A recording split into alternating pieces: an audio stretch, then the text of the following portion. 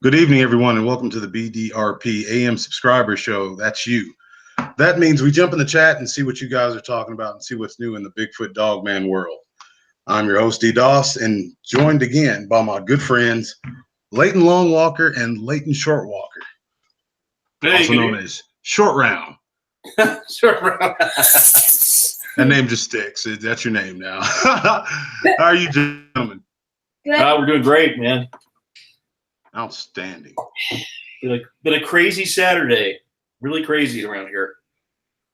Yes, it has. It's the day's just flown on by. I've been going to sleep like a senior citizen here lately around 8 o'clock, waking up around 5:30, 6 o'clock for coffee.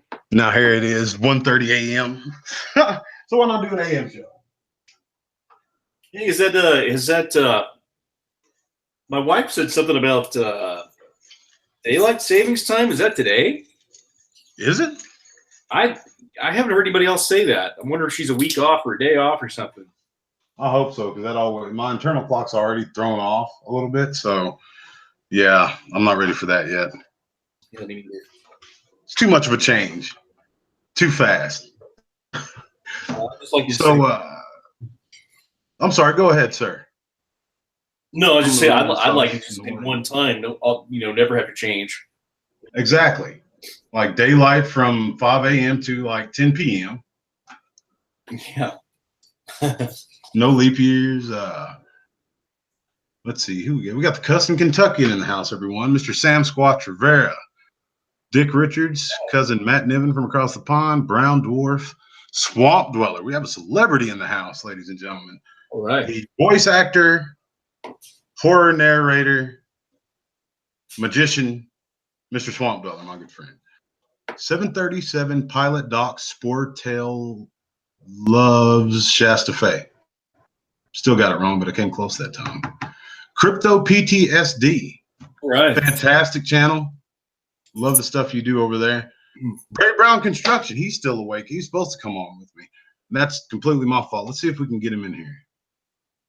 He is my my guy out in the field. He watches my back. Trust him with my life. The Joker Files. I'm keeping an eye on you, guy. No, I'm just kidding. Welcome to BDRP.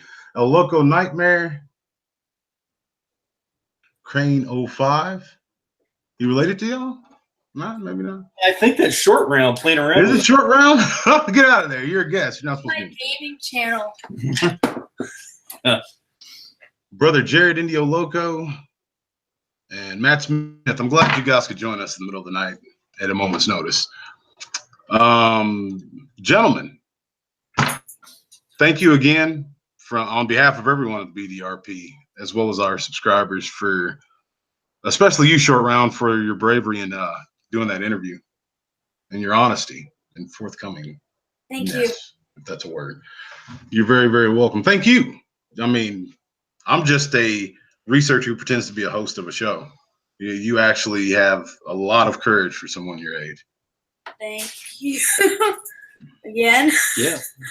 Very welcome. I've been singing your praises for about a week, man. So Appreciate it. Okay, let's see. What do you guys think of what do you guys think of the case going on right now that's similar to the one in Canada, where there's actually a state being sued, which if the participant wins, it will lead to a state acknowledging this creature. That's interesting.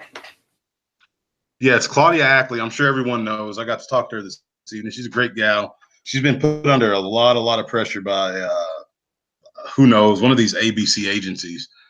But I have a lot of respect for her, man. She's standing tall, and she's going through with it.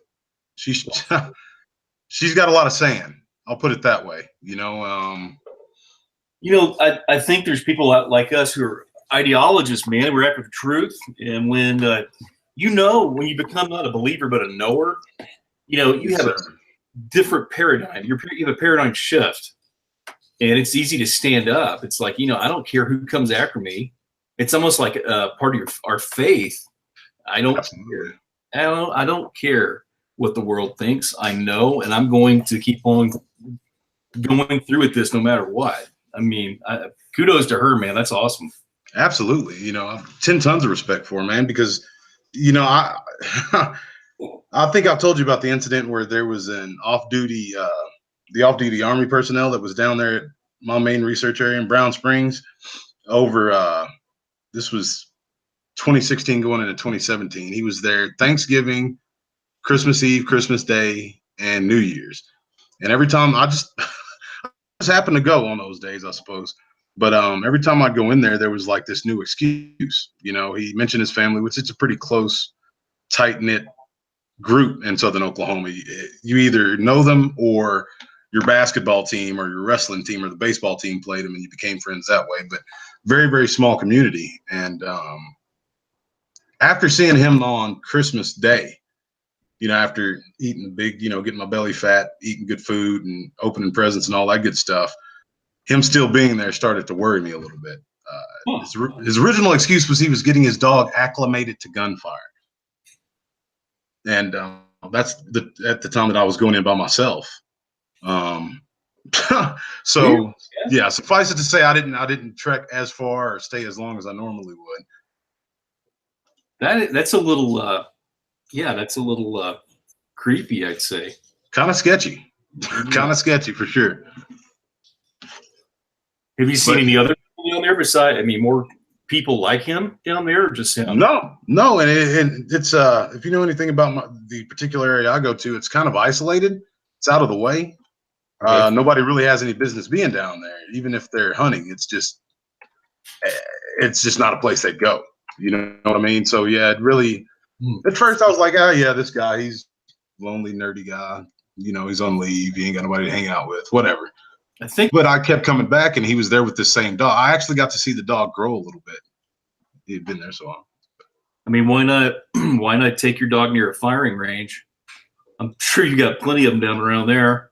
Absolutely. There was all sorts of things flowing through my mind, you know, but what can you do? Like you said, once you get that fire lit, like obviously I kept going back. So that's awesome, man. It's also shows the sign of times, man. Well, they can't keep a hold on it anymore. I don't think that they can control the narrative as much as they could in previous times. You know what I mean? 60s, 70s, 80s, the older generation, they didn't care. You know what I mean? They weren't going out looking for these things. It was common knowledge. They were there. Oh, well, as long as you don't go in this portion of the woods, you'll be fine. And they went on about their lives.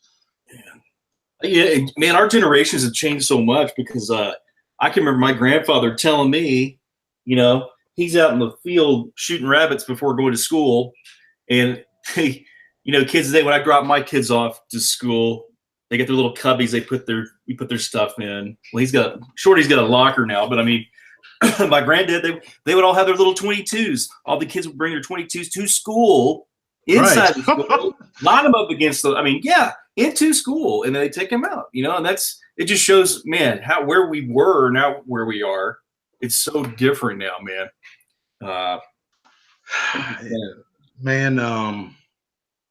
It's fascinating to me, like you said, where we are now, and it seems like it goes in waves, and the wave just gets a little bit higher every time they start barking. But the people that are trying to take away the constitutional right to bear arms and saying, you know, what we should and shouldn't have as far as firearms and whatnot, it is pretty awesome that there was a point in time where there were kids actually, you know, it was a cool thing. It was what's the word I'm looking for?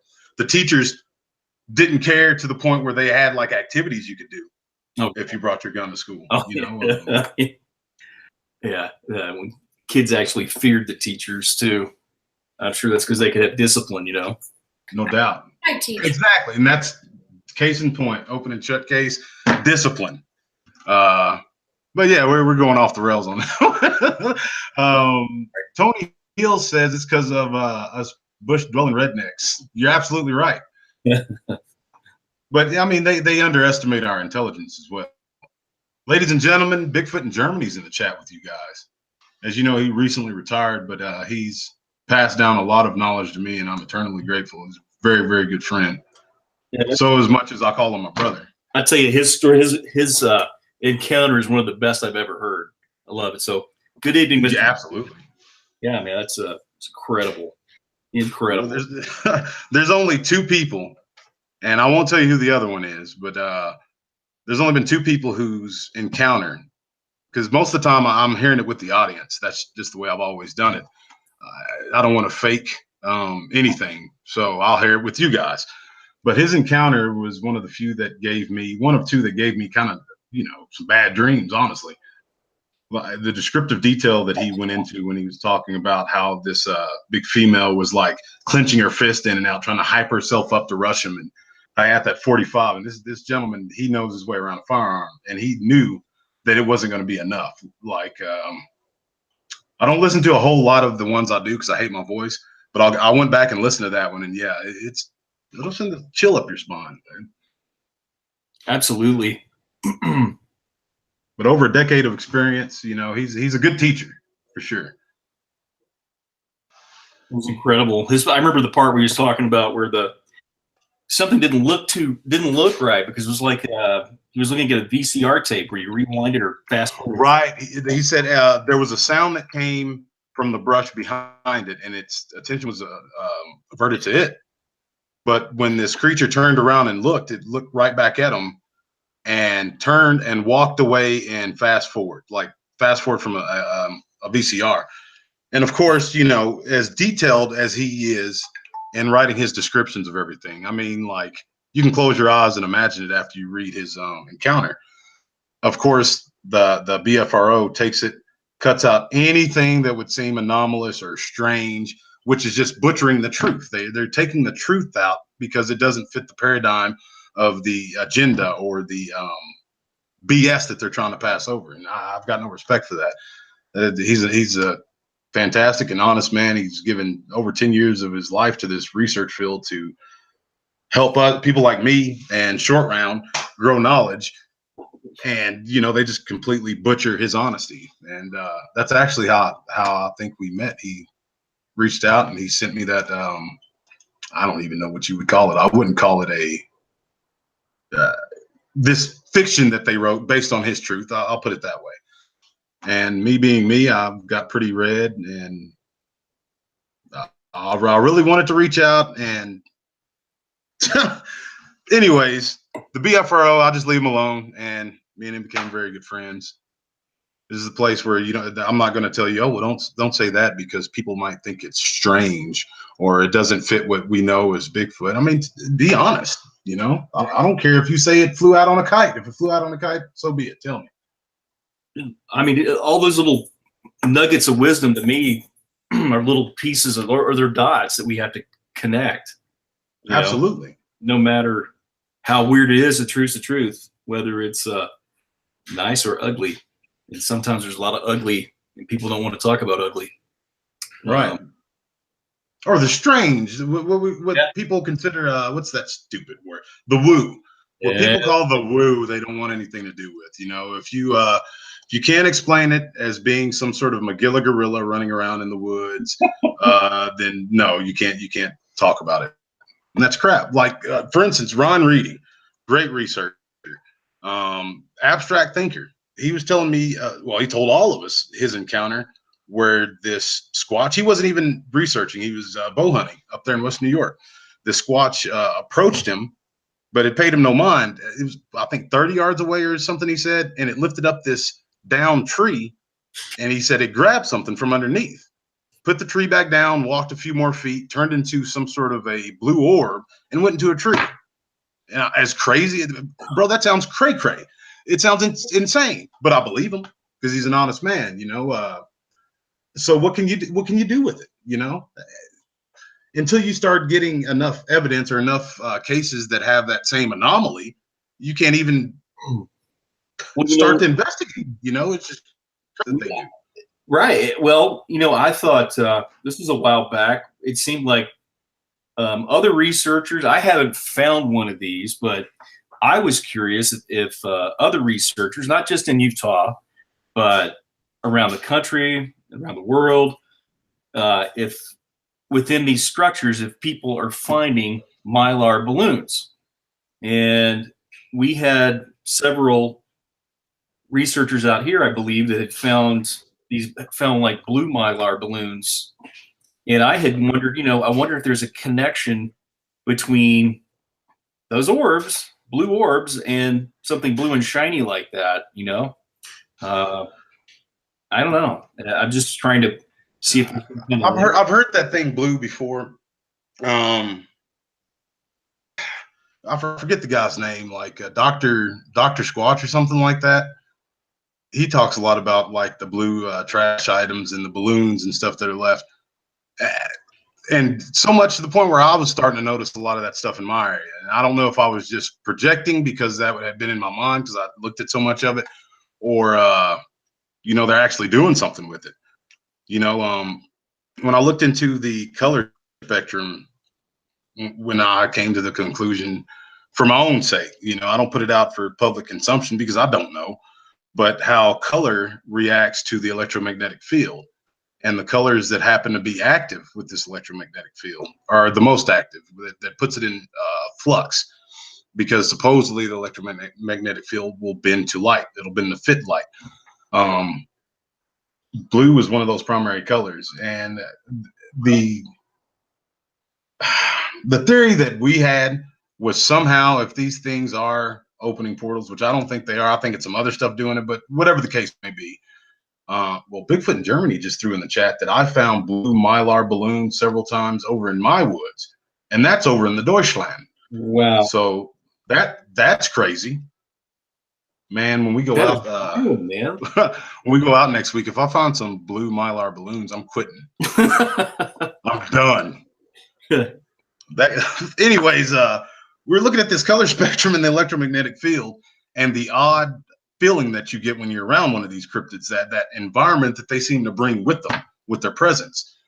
And got absolutely nowhere we could prove it, nothing one way or another, but it's fascinating nonetheless. Forgot where I was going with that because Bigfoot in Germany kicked the wheels from under me, man. That's wild, man. That is wild. And you see, I've began to write down some of these little tactics and strategies that I want to use and put them almost in a battle form, like writing my war plan out, like my Operation Sermon on the Mount, where everybody says that they're just demons. I'll just go in there, listen up to spiritual music, some good old fashioned gospel, Southern, gospel music, take the good book in there and just at the top of my lungs, start to preach revelations. I mean, if they're demons, they're going to react to that. And then there was the one where I do the exact opposite and take Slayer and Mastodon and my buddy's big guitar amp and just blast the woods open with heavy metal music. Like wide open, you know what I mean? They think it's a Metallica concert if they pass by. Yeah, there again, you're dealing with frequencies, Right. Especially that kind of music and the impact. I mean, you can look at like, I've got the guy's book and I can't remember his name. He's a little Japanese doctor, Dr. Emoto. Trying to think, he was doing a study on like water and the impact of frequency, like I hate you or I love you. Yes, I know exactly what you're talking about. And he actually like played those through a speaker with water on it, right? That's it. That's the guy. And they took weird forms like geometrical shapes and stuff. Yeah. I don't know exactly how that works, but that was pretty fascinating too, man. The beats that can affect your emotion and your brain waves. Kids were like listening to it for a while, and they get some sort of a sense of euphoria from it. It got real big with the rave scene for a while. Something beats. Anyways, it's a weird white ambient noise on top of these session of beats that supposedly send people in the Trip Out City. I was wanting to take that out there and blast into the woods, see how they reacted. But it's just, things I think about when I think about my last day out there trying to study these things. And Terry Jones said, I want to bring my bass guitar and my amp down there. Always wondered what that low, deep bass frequency would do to them. It'd probably tick them off. Maybe. Oh, they may come out there and start rocking it, man. Maybe. Wouldn't that be something? They start singing Freebird with you? Dick Richards says, why would Mastodon be playing if it's a Metallica concert, D? Oh, shut up with the particulars, Dick Richards. Crypto PTSD is signing off. Thank you very much for stopping in chat. Another celebrity we have here. Right. Crypto PTSD does fantastic work. If you haven't already, go and check out his channel and subscribe and just listen to him, man. He's a great guest, great host. Jared Indio Loco says he may be down for the trip next week. Good, Jared, because if I'm spending the night in those woods, you're coming with me. We're going to kidnap you anyways. You just didn't know it yet. Yeah. Short round, you want to answer a few questions? Me? Yeah, just throw them out to us. Sure. I just learned to read not too long ago. I'm not very good at it, so yeah. Come on, guys, give my nephew some questions. The night. Yeah. Oh, yeah. Sorry, Dick Richards. I don't know if I haven't talked about that yet. Sooner Sasquatch and I are going to go to Hanobia to Bigfootville. I've finally been convinced to. Yeah. Yeah, they finally binaural beats. Who put that up there? Thank you, Cousin Kentucky. And he says, regarding the rave scene and frequency things, binaural beats are a thing that you need to look up. That's exactly what I was talking about. Thanks, Cousin. Anyways.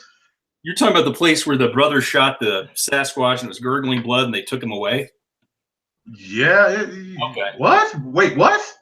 Hanobia? A brother shot a Sasquatch and they took him away. Yeah. The wasn't there a Hanobia incident? Yeah, yes, sir. Hanobia. Yeah, where there was it was like two brothers. And I think they had shotguns or something like that, and they hit one of the Squatches like 3 times, and they could hear it dying.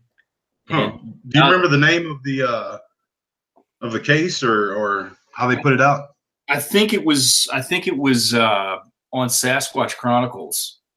And anyway, the other Bigfoot in the tree line walked on out and grabbed it and got rid of the body. Sounds familiar, bro. Captain LaFleur, Matthew LaFleur was down there, and what was that, the 1800s? They kidnapped those kids, and the Siege of Hanobi. Yeah. He just said that. I have 8 Canyon in my mind. Anyway, short round. Do it to it. What do we got here?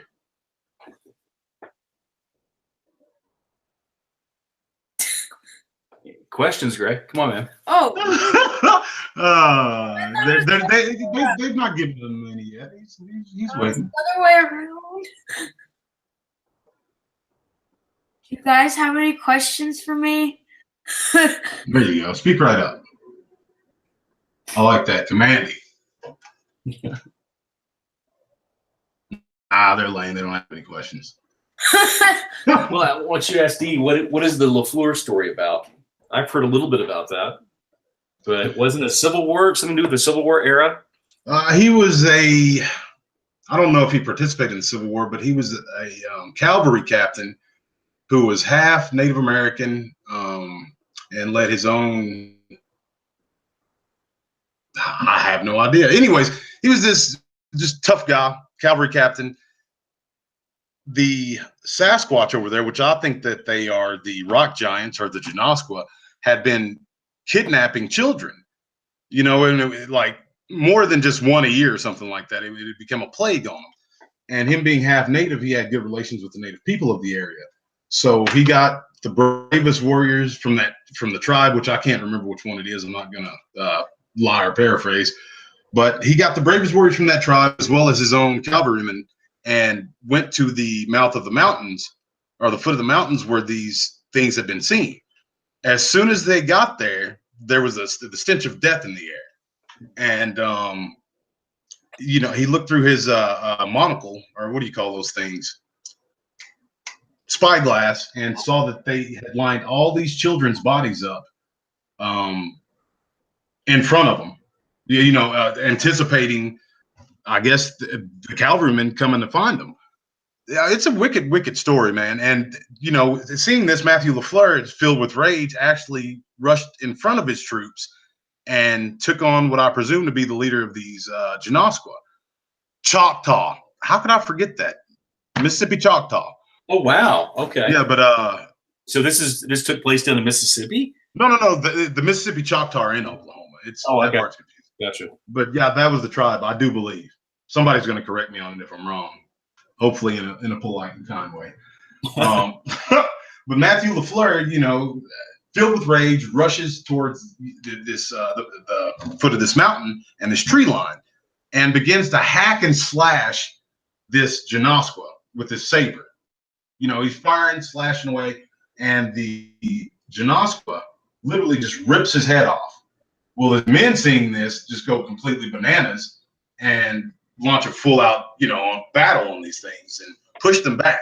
I forget that there was a younger, I think, lieutenant or maybe a sergeant, but he was the true hero of the battle that actually saw it all the way through. Wow. But yeah, it's a fascinating. As a matter of fact, if you look on our Cryptid Files, Volume 2, I believe, an outstanding narrator named Lily C. Nation actually did that. It's on here a couple of times on our Cryptid Files. Tex, our from his part of the channel, he did a fantastic rendition of it, as well as Lily C. Nation. I've got to check that out. It's a class one. Yeah, I don't do it justice. I think Corey said somebody's asking the question, so Yeah. What do we got here? What do we got? Dick Richards asked when was the last time you saw something in the woods to me. I haven't seen anything, but I've heard stuff. It's not anything like up close or like silhouettes. I just hear stuff with my dad. Yeah, he hasn't seen anything since that encounter back in May of 2016. I think they're scared of me. That's awesome. What about you? What about you, Big Layton? The last time I've seen anything, Mm-hmm. I haven't. I still haven't. I just heard stuff. Oh yeah, that's right. No, I just heard stuff. Short round is the man. He's leading those expeditions up there.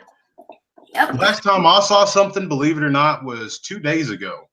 I can't tell you what it was, but it stood taller than me, and it was in the hobo jungle. I mean, it could have been a hobo that was taller than me. And I'm going to show you guys. We're going to record something for you tomorrow, which doesn't have anything to do with Sasquatch. It'll be on the non-cryptid weirdness portion of the channel. But oh, it's crazy. yeah, this is crazy, and it's something you guys need to hear. Yep. Praise him forever 777. Glad to see you in here, brother.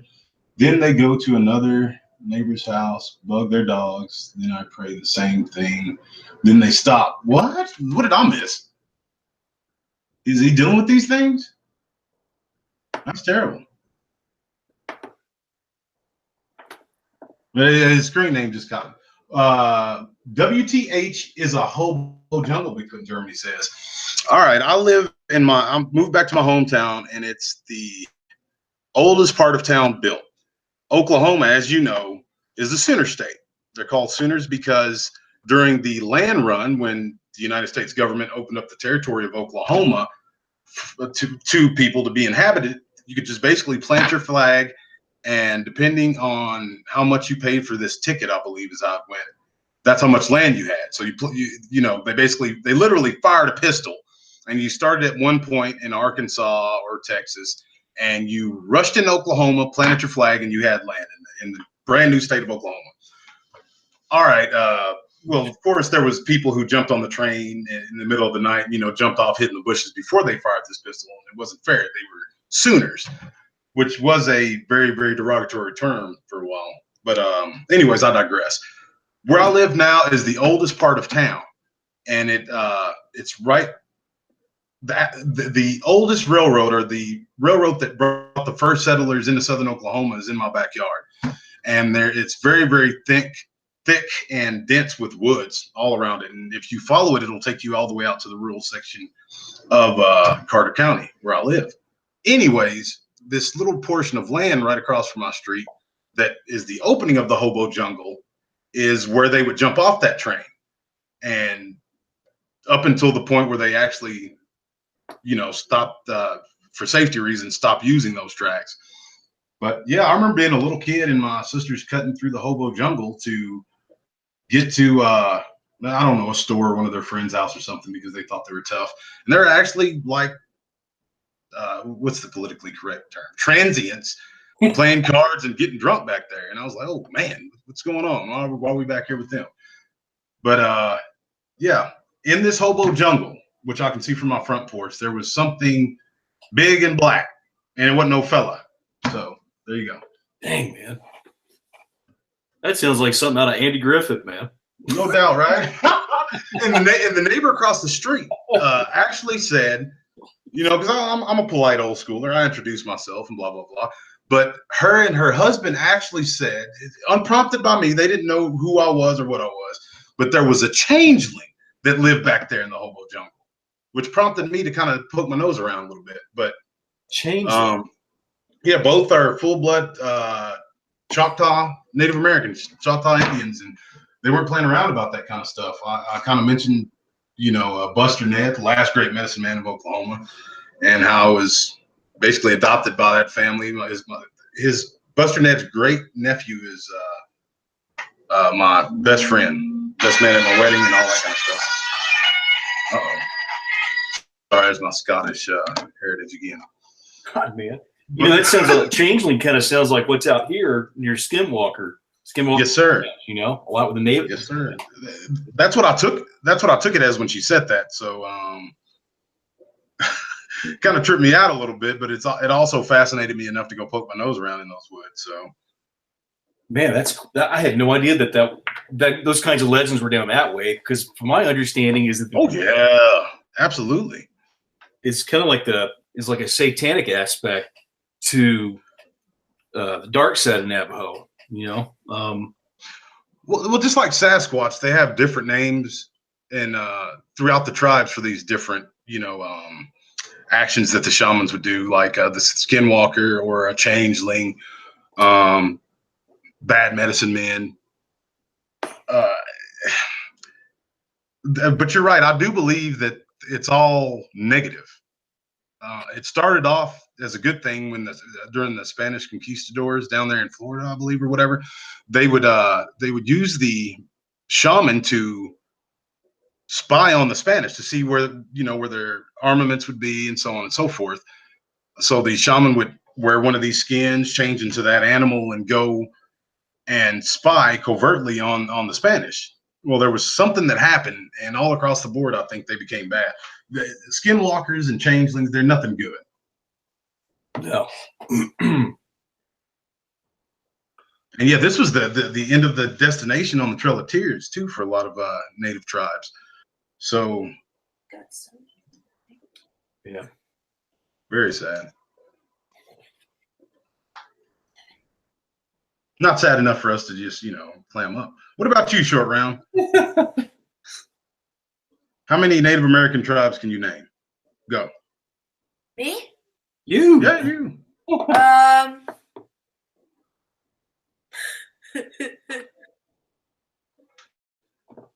I know I put you on the spot, but you got to name at least one. For a while.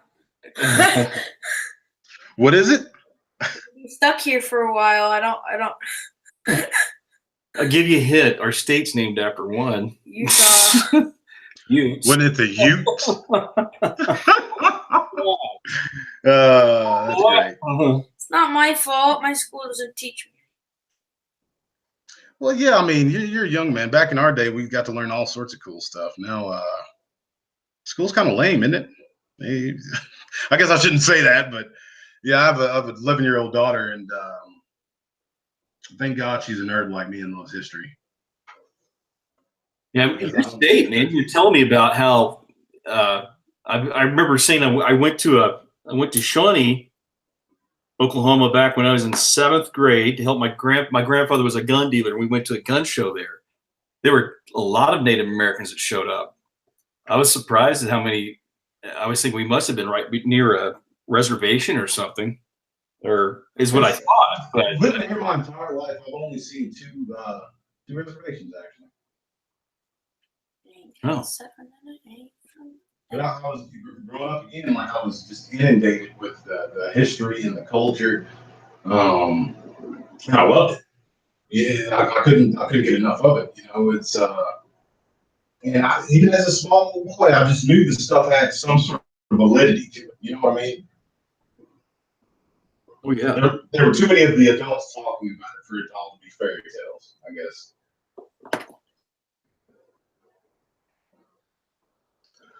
Well, man, are you ever going to do another roundtable of missing 411 or? Yeah, we're going to do a part 2, which you'll be a part of. It's just so vast of a topic, and then I'm never going to talk about it on this channel again.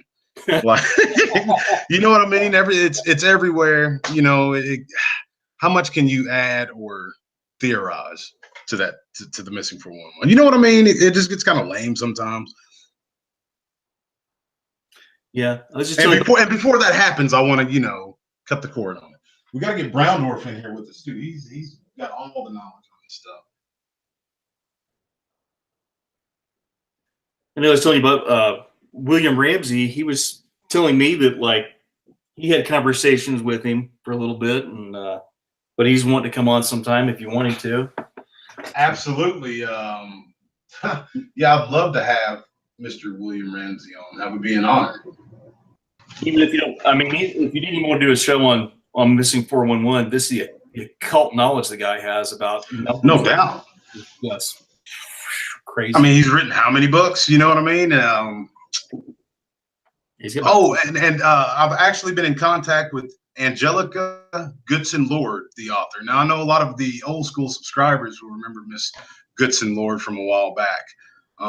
She's actually wanting to come on here and be a guest on the show and possibly have a gentlemanly debate or a civil debate, since we're not both gentlemen. I guess that's kind of rude. That'd be awesome, man.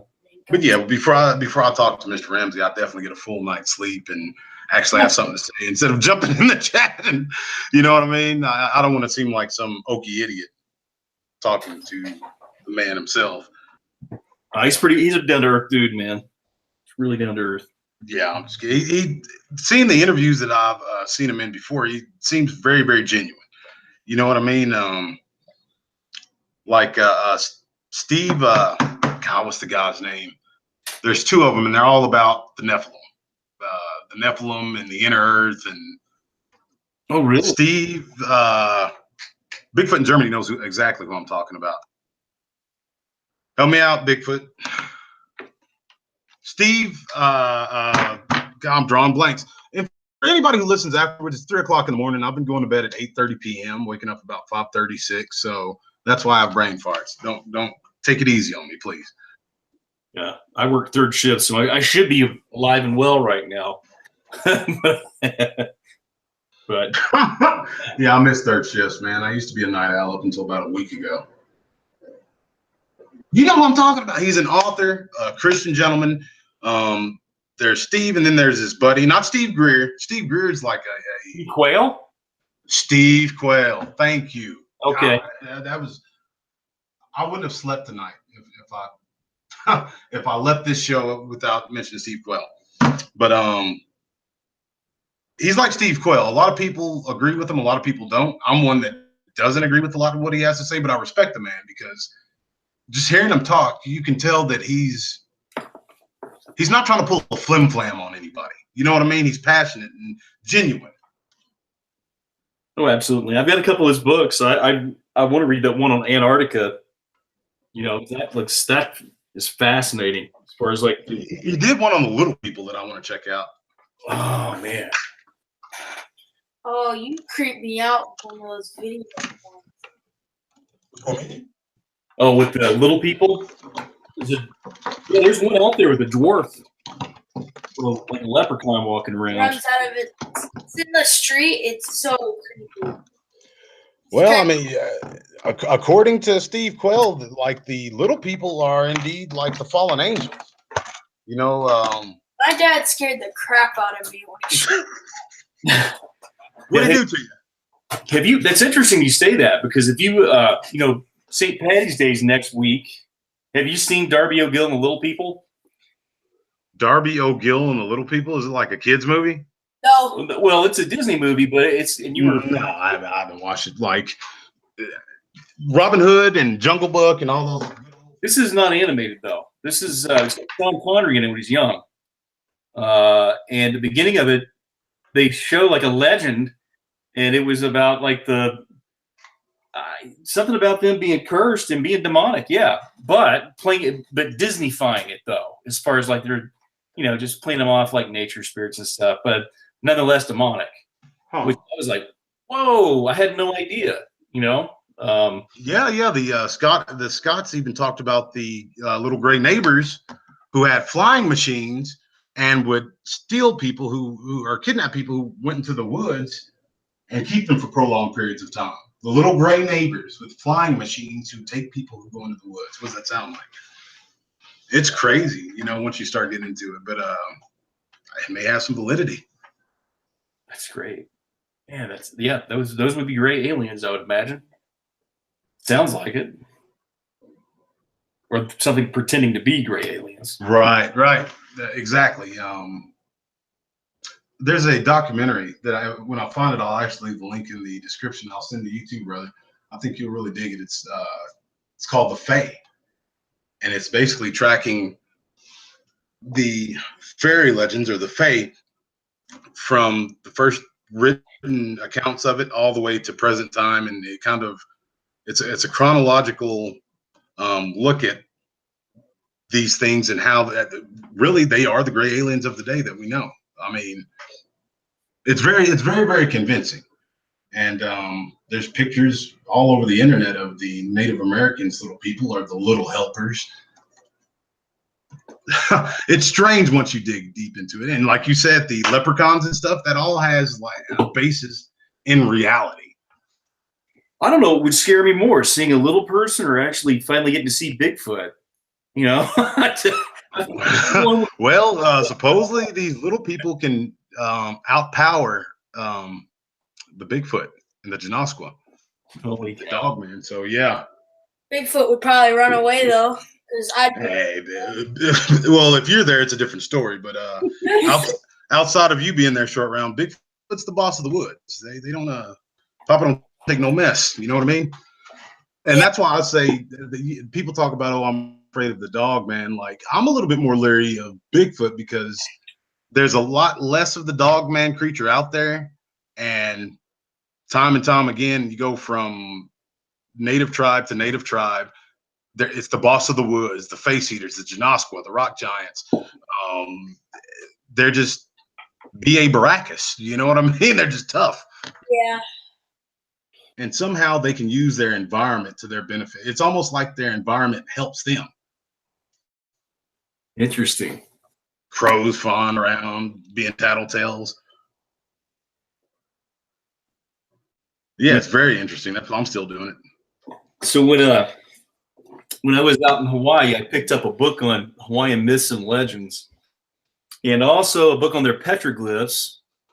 They had some stuff on giants, some myths on giants, but they also had a huge mythos around little people, and I forget the name of it, but like building forts, building things over there, like stuff overnight. So it's like you look around the world, you got you get the giants, and then you also have little people everywhere, which is kind of crazy. It's very crazy.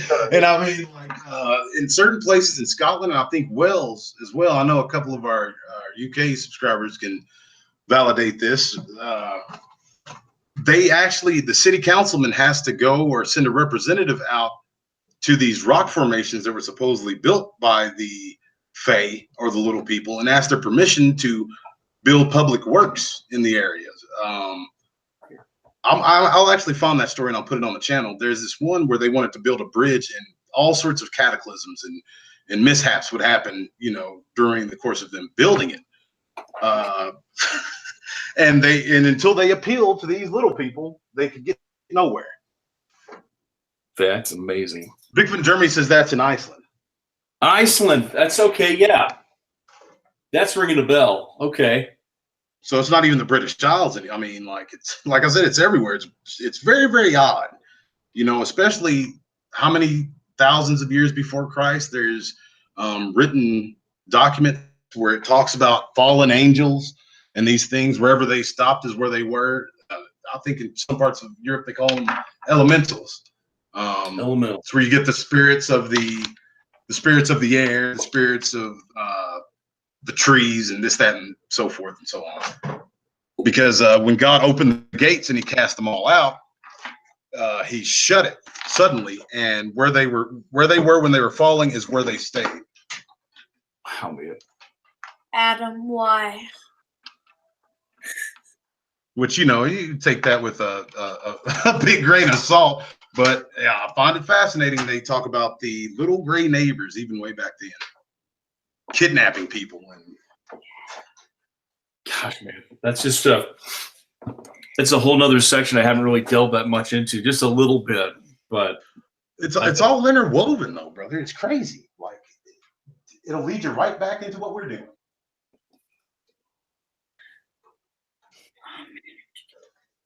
It kind of makes me wonder sometimes. You know what I mean? I do wholeheartedly believe in the physical Sasquatch, the Magilla Gorilla Sasquatch, and then there's that other stuff out there, as Bigfoot in Germany appropriately named the others. But I'll call them the adversary, straight up and down. It's got to be. It's what other explanation can it be? I mean, when I see a physical whatever, whether it be one of these Dogman creatures or a Bigfoot, and I can see it 60 yards off, I take a picture. But when I go home and put it on the computer, I see 3 or 4 of them there. The one physical one does look like a physical creature, but the other ones have snake eyes and they seem to be mimicking this physical creature. Yeah, that's deception straight off the bat. Oh, man. But gentlemen, I'm gonna jump off here. I sincerely appreciate y'all jumping on the AM Subscriber Show with me. It's been an honor, folks. Check back in the next few days, and you'll see the BDRP LongWalker special, where we will expose one of these pizza places. I'll just leave it at that because it's going to be obvious when you see it, and 90% of you are going to be just as furious as we are. I can guarantee you that. Just gonna say. What you got, boss? I'm the one who found out most of these. Oh, well, pardon me all over. I'm sorry, man. You're too tough for me, bro. Yeah, that's the future host and lead researcher at the BDRP. Short round himself, Layton Shortwalker. That's outstanding. I can't wait to tell these. Like a vampire slayer on my hands. No kidding. That's awesome, though. But folks, we love you all, and God bless you and your families. Get some rest. It's 3 o'clock in the morning here, so I know it's late where y'all are. For Mr. Layton Longwalker and Layton Shortwalker, our very own Short Round, we thank you for joining the AM show, and we'll see you on the late show whenever that occurs.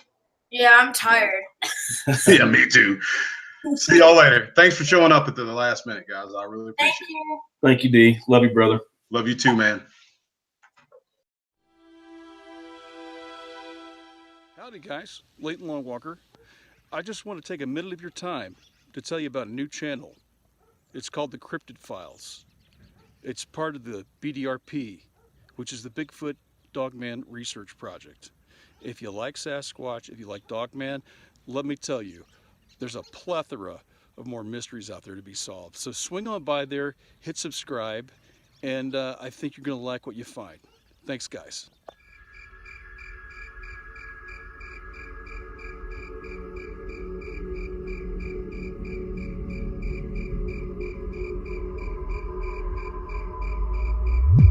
He's a super bad space frog, and he's gonna gobble up and gobble down the human race.